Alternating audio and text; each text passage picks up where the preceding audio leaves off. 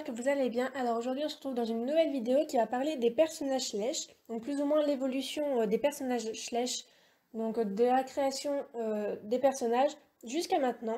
Donc je tenais déjà à remercier toutes les personnes qui ont accepté de me passer des photos pour illustrer ma vidéo. J'ai leur autorisation et du coup je mets leur pseudo en barre d'infos pour que vous puissiez les retrouver. Donc on va commencer par des personnages qui sont sortis en 1989. Donc c'est un homme et une femme. Donc comme vous pouvez voir, ils sont articulés au niveau des membres supérieurs. Donc finalement, les personnages qu'on a actuellement qui sont articulés, c'est pas nouveau chez Schleich. Avant, il y avait déjà des personnages articulés. Bon là, il n'y avait pas au niveau des membres inférieurs, mais vraiment que des membres supérieurs. Donc il y avait une femme et un homme. La référence c'est 13400 et 13401. Et après, Schleich a fait aussi des personnages, mais quelques années après, donc 1992 à peu près, avec des vêtements, comment dire, pas solides, c'est-à-dire des vêtements qui peuvent s'enlever, qui sont en tissu en fait. Et du coup, voilà, c'est vraiment un autre univers de Schleich qu'on n'a pas actuellement. Donc avec voilà, des petites variantes au niveau des couleurs, au niveau des robes, au niveau des vêtements. Le style vestimentaire qui est totalement changeant. Donc ça a été des figurines qui ont été produites à peu près jusqu'au début des années 2000. Et on peut voir que c'est pas du tout comme les personnages qu'on a actuellement. Ils sont assez simples, mais très colorés. Et on peut voir qu'il y en a beaucoup de différents. Il y a le grand-père, la grand-mère. C'était vraiment plutôt côté famille, en fait. Avec les enfants, les parents et puis les grands-parents. Donc ce sont des personnages qui ont été vendus dans des petites boîtes. Donc c'est vraiment cool que j'ai pu avoir des personnes qui connaissent aussi énormément Schleich et qui ont ces personnages encore dans leur boîte pour vous illustrer encore plus cette vidéo, pour vous montrer à quel point c'est vraiment un côté de chez Schleich qu'on connaissait très peu avant. Du moins, je pense que c'est pas des choses très très courantes. Ensuite, après ces personnages un petit peu articulés avec des vêtements un peu en tissu, on a eu les personnages qu'on connaît plus ou moins tous quand on a commencé notre collection, donc des personnages fixes avec des gestes déjà prédéfinis, donc qui ne sont pas modulables, qui ne bougent pas. Donc ça, on les connaît beaucoup parce que c'est ce qu'on a eu beaucoup avant. C'est ce qu'on a eu après et qu'on a encore à ce jour, hein. Même si c'est de plus en plus rare dans les packs, maintenant ils sont remplacés. Donc on commence à avoir des personnages qui sont beaucoup plus différents que ceux qu'on a eu, avec des teintes de couleurs différentes, des personnages vraiment spécialisés dans le centre équestre, spécialisés dans la savane. Bon voilà, on commence à avoir un peu plus de diversité par rapport au thème des personnes.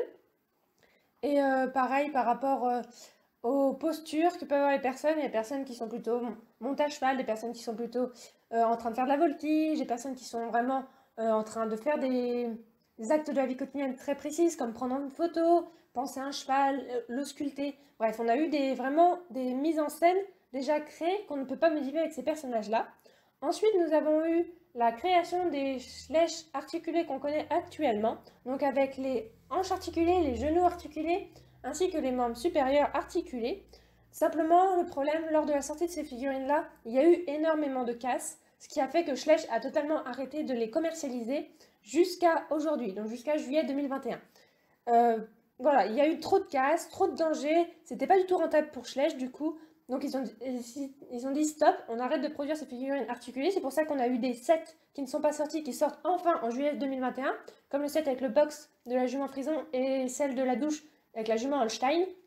C'était les personnages articulés qui étaient prévus dedans, et quand ils devaient sortir, il y a eu tellement de casses avec les sets qu'on connaît, les 4 sets qu'on connaît habituellement, qui se sont dit non, on les sort pas, et on va les sortir plus tard. Effectivement, maintenant, à partir de juillet 2021, du coup, quasiment tous les personnages seront articulés au niveau des membres supérieurs et des membres inférieurs. Donc c'est une évolution, mais au final, dans le passé, on a déjà eu des personnages articulés. Donc c'est pas un gros changement, on va dire. Mais c'est vrai que c'est pas ce qu'on a connu, c'est pas avec quoi on a grandi pour la plupart. Moi personnellement, même si par rapport à quand sont sortis les premiers personnages Schleich, j'aurais pu les connaître, mais clairement en 2002 j'avais 4 ans, donc j'ai plutôt connu ceux après qui sont à une position fixe. Et voilà, ça fait un peu débat dans la communauté. Oh Schleich fait des personnages articulés, ça devient un peu trop jouet, tout ça. Mais sachez que Schleich l'a déjà fait en fait. C'est pas une toute grande nouveauté, même si là, au final, ils sont articulés de partout. Ça devient un peu des Playmobil. Mais voilà, donc je trouvais ça intéressant de faire cette petite vidéo parce que beaucoup de personnes ne connaissaient pas les premiers personnages Schleich. Et on voit à peu près l'évolution de Schleich en fait, mais par le biais des personnages. Donc voilà, j'espère que les infos ont été assez claires. Si vous avez des questions, n'hésitez pas à les donner en commentaire. Si vous avez aussi des compléments d'informations concernant les personnages Schleich, je suis totalement preneuse. J'adore apprendre des nouvelles choses par rapport à Schleich en fait. Donc si vous avez d'autres informations ou s'il y a des propos qui n'étaient pas justes dans ma vidéo, n'hésitez pas à me corriger en commentaire ou à m'apporter des connaissances. C'est avec grand plaisir que je les prends en compte. Donc voilà, j'espère que la vidéo vous a plu et je vous dis à bientôt dans une prochaine vidéo. Bye bye!